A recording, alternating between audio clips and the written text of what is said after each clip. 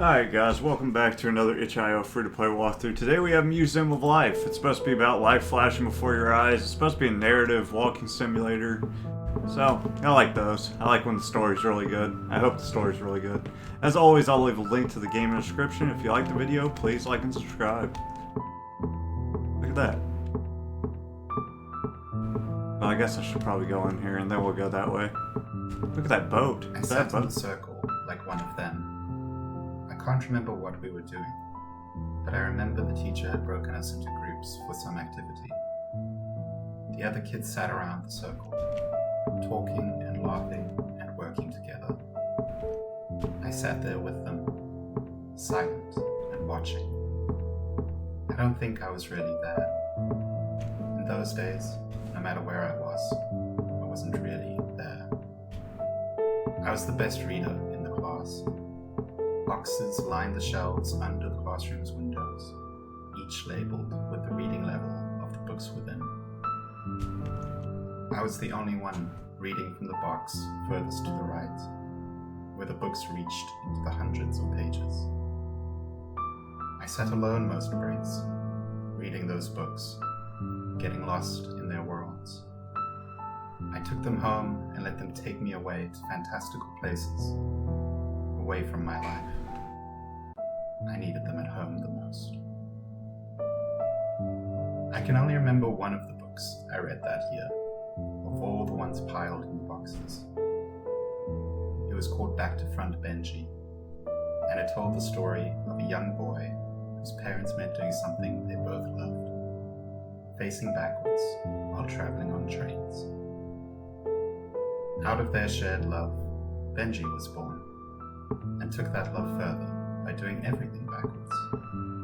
He walked backwards, talked backwards. At school, the other kids started copying him, so he was kicked out.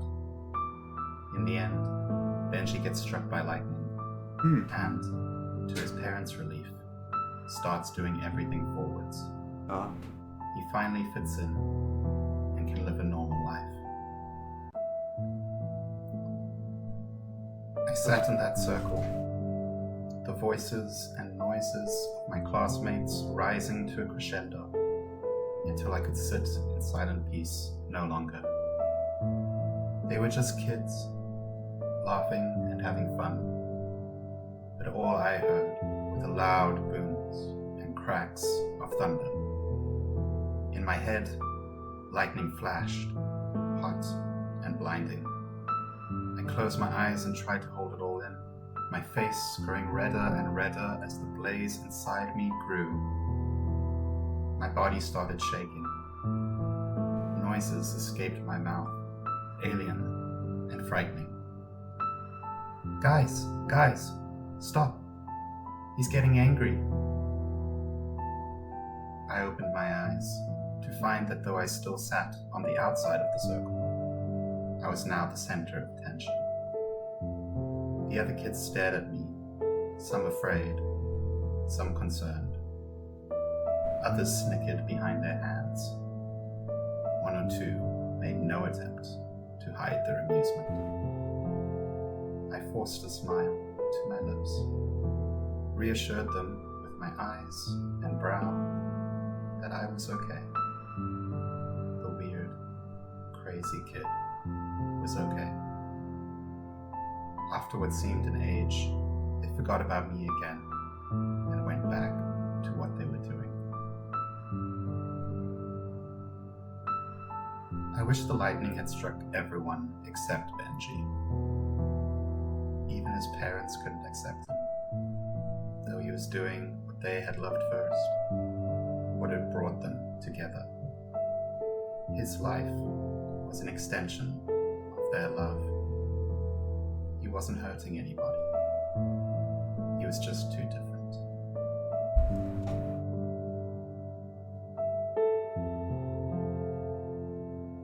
Okay. I think the music... I wish I could turn down the music. I'm gonna hit the escape key. Hopefully it doesn't close it. Fuck! I didn't close it. It broke it. Broke it. Ah, shit. No. I was hoping I could adjust the audio. Can I skip that part, dude? I don't want to listen. I don't want to listen to it. I kind of wish they had a little bit more visual stuff going on as well while the storytelling was going on. Because I guess that's supposed to be showing like a classroom or something, but it don't look like a classroom to me. It looks like a fucking holy-ass desk with light coming down upon I it. sat in the circle, like one of them. The desk of the Like we gods! were doing, Or cabinet, but I whatever it remember is. the teacher had broken us into groups for some activity. Alright. Whew. I made it. I don't think there's any way to skip without... I was kind of scared to keep going while he was talking because then I might miss other dialogue because he might keep saying the same thing. I don't know how it works, so just to be safe. What's in this room? I've never been much for morning routines, or mornings at all. All through high school, I got in trouble for falling asleep in morning classes. I felt more alive at night. The world becomes silent. People go to sleep and I can finally be alone. I can do what I want. Be myself under cover of darkness and dreams. When I decided to start writing, I found surprisingly that I work best before noon. If I didn't wake up early, have a quick breakfast and coffee, then isolate myself in the shed out back, where the Wi-Fi couldn't reach me, and make myself write until lunch, if I didn't follow this little morning routine, I would not write that day. That day would be hazy and lethargic, coating my imagination in honey and syrup, to stun and be stunned like a creature suspended in amber. Those days were of a kind I was only too familiar with. However, if I wrote in the morning, it didn't matter what I did in the afternoon, my mind stayed clear. Pain, anger, fear, all were left in that dusty, cluttered shed, ready to be picked up the next morning, but sparing me till then. In that shed, day by day, I poured out my fancies until they stretched over tens of thousands of words, hundreds of pages, a novel. I showed it to a few people, told many more I finally completed it, but I didn't feel comfortable sharing it. Soon I realized why. Though parts of the story were mine, many more were pure fantasy and not the good kind. I tried to tell a real story, but it was not my story to tell. I could hear the responses. They're doing exactly what they tell others not to do. Hypocrites. And I agreed. I was a hypocrite. So I buried my first novel, not literally in the ground, but hidden in my hard drive. I stopped spending mornings in the shed. My mind sank into viscous depths and stopped imagining. I stayed shut in my room, returning to my nighttime habits. The moon bore witness to my self-flagellation. Of course, the novel was but a piece of a larger, distressing puzzle. It took me a long time to put it all together to realize that I could not continue in the way I was. I needed to build a life of love, courage, and pride. I couldn't do that where I was, under a form of house arrest, free only in the brief, deep hours after midnight. So I left. I moved far away, searching for what I always had, a home. But before I left, I scratched a message in a hidden corner of that shed, hoping someone would find it one day and feel the magic that once existed in that place. It read, "Here I sat alone and stared at a blank page until my eyes watered. I drank from those cataracts until my vision cleared. Then I wrote."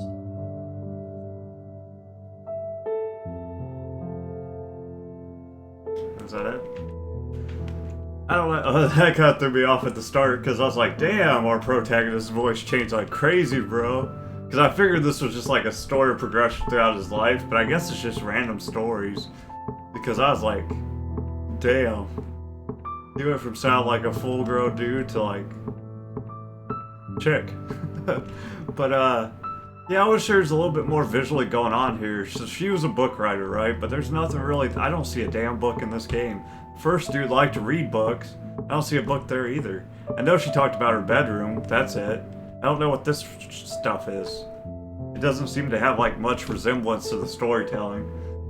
Like when she's talking about the moon, the sky could have got like dark and there could be a moon up there or something. Something visual to keep my interest besides just trying to listen to this audio that's getting... It's not mixed very well with the sound because I can't understand the whole story. I'm having trouble comprehending it because the music's loud. But I do like the graphics. It's pretty. I just wish they did a little bit more with it in comparison to the story.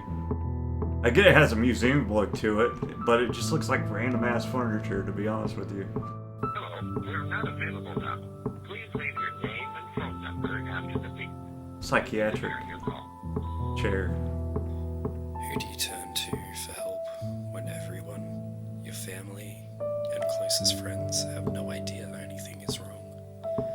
How do you tell them that for years you've kept stuff from them, hidden things, that you've even lied and manipulated them when they came too close to knowing the truth?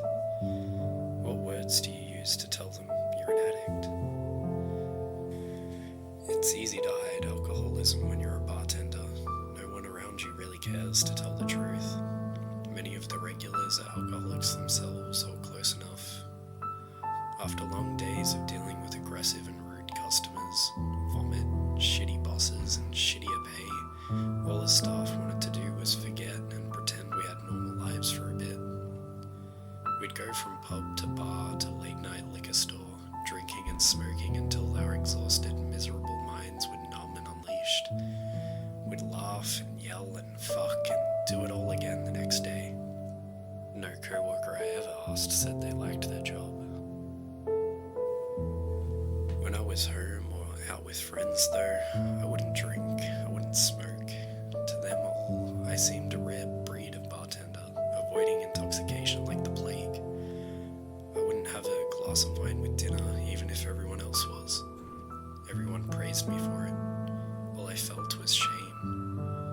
I hid my sickly self so well I sometimes believed my own lie. Yet, every time that glass was offered, I felt the stab of temptation. One especially hard day on the job, I guess some of my co-workers couldn't stand to wait until after work. I noticed them regularly swapping floor shifts, leaving the bar to walk around collecting glasses and plates to take to the back. They'd stay in there a bit longer than usual, then come back to the bar suddenly more cheerful. When I took a bathroom break, I passed through to see what was happening. No one was in the back, but I could see a half-empty bottle of vodka, barely hidden behind the napkins and wine coolers. I hadn't been invited to join. My precious. Maybe that's what first started me stealing sips, topping it up with water like a teenager. Several hours and many sips of the bottle later, I started to notice my co-workers' furtive glances and whispered discussions. I don't know exactly what their concern was. Maybe they were worried about me. More likely they were worried I'd blow their cover. The first glass I dropped was almost euphoric. The whole bar whooped and hollered as they always did when a glass broke. We laughed together and the customers and staff alike patted me on the back. The second and third glass, though, shouted loudly and silenced the room. The looks were no longer furtive. I ran to the bathroom just so I could hide my face. My reflection in the mirror was blurred from my vision, or the old glass, I don't know. When I came out, my boss was waiting. He led me into his office, past my watching co-workers. There they go. I could hear their thoughts. Won't be seeing them again. They were right. The bottle of vodka stood on my boss's desk. The firing was calm and curt. If anything, my boss looked more tired than annoyed. I left without retrieving my belongings from the staff room. I ran past everyone, tears in my eyes, shaking from head to toe. They must must have thought I was distraught. I kept running until I reached a nearby park. Throwing myself down behind a bush, I wept and wept until my eyes stung. Passers-by gave me a wide berth. None were ready for what came next, though. Tears still wet on my face, I began to laugh, and kept laughing until I was cackling and rolling and clutching my chest, fresh tears spewing from my eyes. After it all, I lay there staring at the sky, a stupid grin on my face. Someone had finally noticed. The mailbox is full and cannot accept any messages at this time. Goodbye. Bye! Look at this shirt though, it kind of has a smiley face. That's like the most visual thing so far. Look, that's an eyeball. Smiley face, eyeball. I guess this is a story about, I thought this was a story about like your life flashing before your eyes as you died or something from the description. I must have read it wrong. This seems like how people escape from like everyday life. First person reads books, second person writes books, writes stories, third person escapes into alcohol. That's what it seems like to me. But I don't know. First and second person I couldn't hear very well. I heard that one, at least. It's still, the music's too loud. And there's no menu to fix it. Oh, this one's got shit in it. That's a tombstone. Sick. I've never understood why people are so scared of graveyards. A wide, green place dedicated to the living memory of dead loved ones. Zombies. All I feel among the rows of headstones is peace. Why are so many horror stories about graveyards and fear of the dead? There's far more to fear from the living. There's a comfort and beauty in sitting under a graveyard tree, watching families come and go to honor and remember the departed. The flowers, gifts, food, pebbles, and other things they bring give life and color to the lines of cold grey stone. Birds land on the gravestones, perching and ruffling their feathers as they would anywhere else, before alighting to peck at the offerings. To them, this is just another place. What is meant for the dead becomes food for wildlife. I prefer the lone graves, scattered among the gift-laden tombs of the beloved. Many stand bare and forgotten.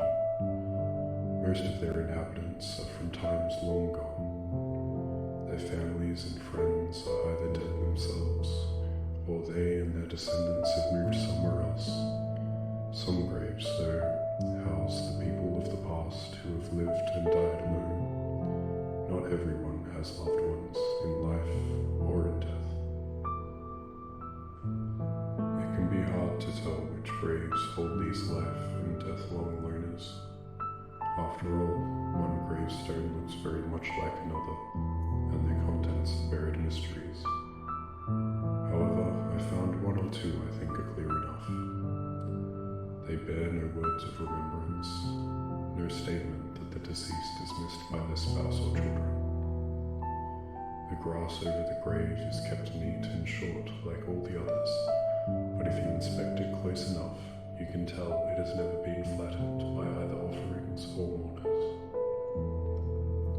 The well-trodden paths weaving between the plots pass them by without pause. I like to sit close to these graves, but not too close. I don't want to disturb their pristine, untouched nature. Back against a better-visited headstone, I stare at the names of yesteryear's lonely souls. I know nothing about them or their lives, but I understand them perfectly. Their spirits wrap around me in a soothing blanket of peace and rest. Whatever hardships they have faced are long forgotten. Now they have only an eternity of nothing before them. Silent, cozy, nothing. They will never know how much they mean to me. They will never know anything about this person who visits them so often. They will never know. But I will. And I know. One day, someone will do the same for me. Well, Edgar Allan Poe over here with the damn cardboard cutouts. Jesus. I was like, this is the only room that I look at and I'm like, this matches the damn story. And then we got these fucking cardboard cutout 2D damn symbols. I don't know. Yeah. That one, I guess he just takes solace in hanging around the dead people, I guess. But yeah, this is just really weird, introspective stories. Separate stories. There doesn't seem to be like a link between them. Oh, that's me. I'm scary as hell. I'm a robot, by the way. I saw that when I looked down. Is that it? Am I looking inside myself now? Is that the end of the game? What do you want from me? I think that's it. I'm not sure. I think that might be it. What a strange ending to the game. Are you asking me to reflect? Well, I'm a robot man from 2033, and I really like hanging out in my apartment and playing video games all day. I don't understand the negative stigma with video games. It's a place of escape and exploring different worlds that you cannot explore in the real life.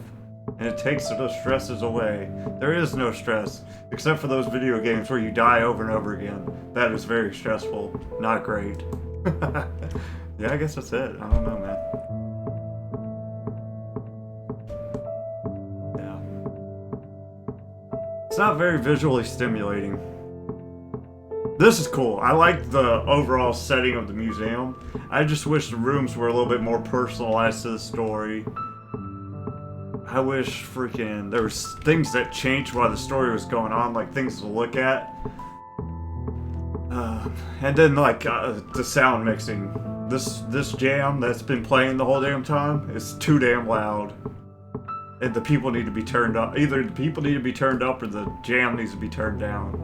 And I can't mix it because there's no options menu, it just closes the game. Maybe I'm gonna go back to the glass. If there's nothing back here, I'm gonna go back to the glass and we'll hit all the buttons and see what happens. Just so I don't miss anything. I'm pretty sure it's just supposed to be like one of these deep things where it's like, what is your reflection? What are the things you escape in?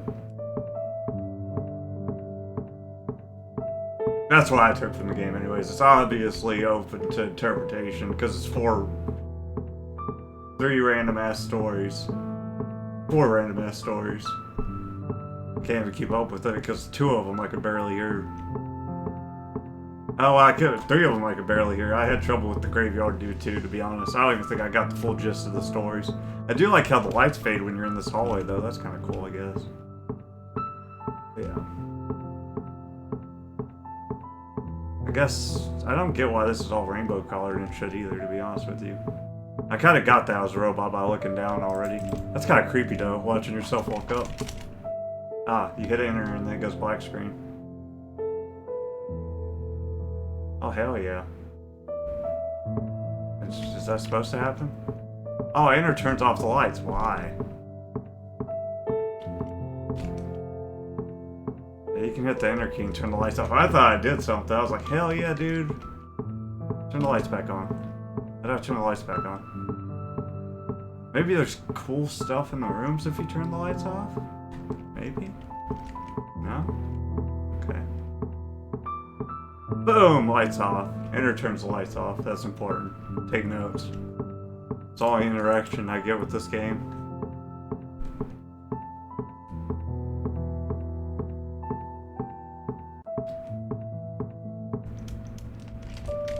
Yeah, there's nothing else to do, I don't think. Thanks for watching as always, guys. Hope you enjoyed the video. Yeah, that's all I got. Also, I played through the Cursed Mansion again, and I'm not uploading it because goddamn, dude. I was going back to it to see if I could get the true ending after they fixed the glitch, the running and glitch I ran into. But the freaking it seems like they had a demo in October, and then they sold the demo in this April because it's the demo again. The ending is the demo. It says thanks for playing the demo, even though you bought the early access version. It says thanks for playing the demo. It's open-ended. It ends abruptly. It doesn't tell you anything. And there's already a demo. So basically it just seems like they resold the demo, which is crazy, bro. That's wild. But yeah. So, that's what happened with that game, and I'm not gonna play it again. I've already wasted enough time playing through it twice. Actually, multiple times. But yeah. I basically already gave my critiques about this game. I enjoyed it, kind of, though. I like the aesthetic, and the stories seemed like they were kind of interesting, and I like that they were pretty well put together. It just... I don't know. I don't know how this was made either. This could have been like a student project or whatnot. So, but yeah, they did a pretty good job. Alright guys, bye!